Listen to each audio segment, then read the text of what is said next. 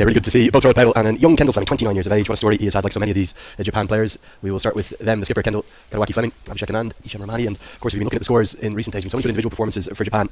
The first meeting between these two sides in 25 years, would you believe? And if you're wondering why there are so many double barrel names in this Japan side, plenty with half Japanese origin, and that's the tradition there in Japan. You hold on to both of your parents' names. Actually goes into a bracket in Japan. I think it's 7 of the starting 11 altogether with those double barrel names. Keep your eyes on the bowling attack, a very good bowling lineup indeed. And then we saw the batting wasn't half too bad yesterday. The 3 seamers and 3 spinners for Japan. Particularly keep your eyes on the left-arm spinner of Abdul Samad. For Nepal, Paresh, just the same 11, no change for them. No real surprise in that, given how impressive they were in their first match. They were very impressive in the first game against Kuwait, winning the game by 58 runs, a big margin. Both the teams, they've qualified for the second round, the Super Sixes. Whoever wins today, they'll carry 2 points to the Super Sixes. So both sides, they want to win. Same team for Nepal. Yeah, the reason I called it a virtual Super 6 clash there at the toss was, in essence, the goalposts have shifted quite a bit with that upset victory. I think all involved in Japanese cricket are calling it the biggest win in their history, certainly in terms of rankings differential. They might have had a few 50-over performances back in the day, but in terms of context and stature and importance, they are now, potentially 3, definitely 4 wins away from a T20 World Cup, and potentially so are Samoa. We already have Italy qualified for the tournament itself. The spread of the associate game, the growth of the cricket in this format around the world in T20 international cricket, it's so inspiring, Paresh. It is, just to see the associate qualify for the T20 World Cup. It's a big thing for all the associate teams. Let's talk about Japan. They've already qualified for the Super Sixes. Like you said, Lenny, another 3 to 4 wins. They can qualify for the World Cup, and you can never take out any teams in the T20 format. We expected a good, healthy crowd of Nepal fans. There are a couple of Japanese fans too, but I can promise you they're outnumbered. I actually met them walking up the stairs. I said you might have to cheer very loud today to try and number the hundreds of Nepal fans that have come in great colour. And look at that NEPAL. They're going to have to hold those letters up all day to create that sign to hold it. We're just a little bit to their right, to your left on your screen, up above that Mantel sign. Probably got, 300 in or something like that. And I think more and more will come in as they go on, but lovely colour. And there's the Japan flag on the left. The batters are just being told to wait for our umpires. Our umpires today. Great to see that Shiju Sham is here from the United Arab Emirates and also standing alongside Bangladesh's highly experienced umpire, Masada Rahman Mukul. Everyone knows Mukul around the traps. Pradeep Rambakwela is our reserve umpire from Sri Lanka, and then we saw Hamim Talwar, our match referee, who is from the Afghanistan Cricket Board, the official ICC match ref. Big cheer for the players as they walk out. We are all set for what is in essence the start of the Super 6 stages in many ways, even though it's the last Group B contest. And of course we'll have a really important Group C clash to follow this evening, where Oman will take on Papua New Guinea. Papua New Guinea must win to stay alive, and as a consequence of Samoa's historic win last night, all permutations. Again, the ball angling away from the left-hander. Fleming trying to drive that, missed it completely back to the keeper. Sompal, after the first match, he's been in very good rhythm. Just angling the ball away from the left-hander. Usually Sompal Kami gets the ball dart into the left-hander with his natural outswingers to the right-hander. This time around he just pushed his wrist towards the slips. That is why the ball went across the left-hander. This time shakes back in. Oh, direct hit. It's going to be gone. Well, he's at it again, isn't he? Dependra Singh Irene, maybe not quite as dramatic as the one that's gone viral on ICC social media pages, but it's yet another direct hit. You've got to pick your fielders, and there is one rule. We've seen it all over social media. The first part of the rule, do not run one to Dependra Singh Irene. The second part, listen to the first part. Anand was very slow off to take off the mark, and Dependra Singh Irene hitting the stumps. This is the second time he's hit the stumps in this tournament so far. Both the batters were tentative. Very tentative, and you cannot run one in the circle straight at him. And he's so quick that by the time he picked the ball up and released it, Anand had given up. He's run out by 2 or 3 yards. Outstanding work again from Dependra Singh Irene. This is the great angle now that's going to show you. And Shiju Sam in the perfect position. He's just given up because he said, well, it's Irene. If he hits him gone, he's too quick. And no. In Sharjah, very tentative Japan. Yeah, the last man in this competition. Maybe in world cricket you want to run a single too. Now in comes Rahman, who will be on strike.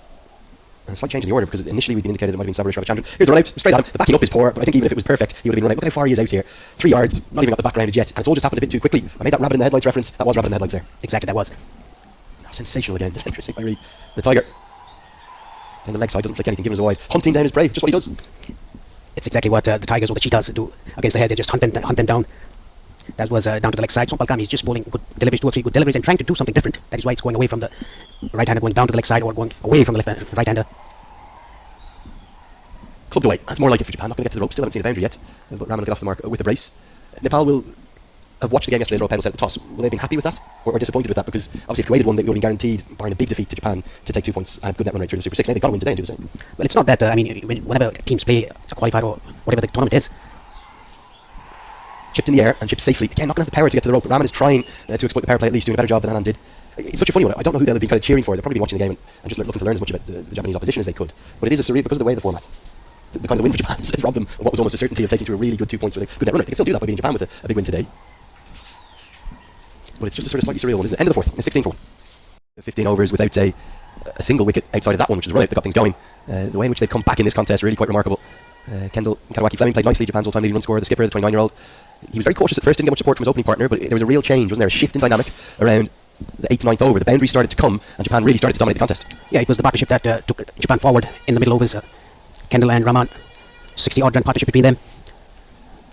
Couple of big sixes against Sandeep Lamichhani, and a neat touch. He recognised the googly very well, played it late, played it in the gap. Yeah, and in fairness to Lamichhani, after this partnership, not the greatest over from Bertel, which is a surprise given his impressive little period. Rahman pumped that one into the sky to be held by Sandeep Joran. As soon as that wicket fell, all of a sudden they started to come more consistently. Gulshan Jha gave it a massive celebration before telling everyone to calm down. Lamichhani came into his own with his wicket-taking prowess to the fore, but for me it was Gulshan Jha that was the star of the show. It was, and Gulshan Jha was the star of the show in the first game against Kuwait, scoring 25 deliveries. Yeah, I think we will have to certainly consider him in terms of the group stages as maybe the most impactful player, despite maybe not winning either the Player of the Match awards, just the way in which he's come in and impacted things with his all-round skills has left us in a position where Nepal will be favourites at the halfway stage. Japan, well, they promised so much at one stage in 97. Now we're going to look at some highlights of the second innings when Nepal batting. It all started with Kushal Bhutel. It was a really short but beaten short extra and we lost the ball going towards the boundary. Some of good hits by Kushal Bhutel before he got out for 21. Equally good shots played by Asif Sheikh straight down the ground. It was the best of the lot. And the pull shot where Kushal Bhutel got out the ball, hurried on to him. A very wonderful catch by the captain of Japan, Fleming, and then two back-to-back sixes for Asif Sheikh. Almost hit a car there in the parking lot. And this one was not a bad ball. He gave himself room. Trying an uppercut. A very good catch again by the Japanese fielders. Sunil Zora got out in this fashion, and then Rohit Paudel got some boundary lucky edges. This was a brilliant catch diving in front in his follow-through. And plumb in front, Rohit Paudel didn't pick the googly off Ravichandran. Then came in Gulshan Shah, hit a massive six onto the road. And then Dipinder Singh Naidi flicked it, full toss down the ground for a six.